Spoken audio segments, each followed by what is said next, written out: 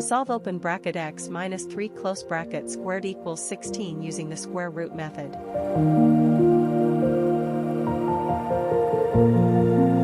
We start by taking the square root of both sides of the equation. Since the square of a number can be positive or negative, we consider both the positive and negative square roots.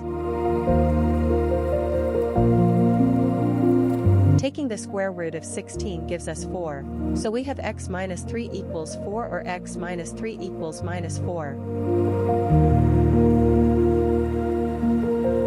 We solve each equation for x by adding 3 to both sides in the first case and subtracting 4 from 3 in the second case.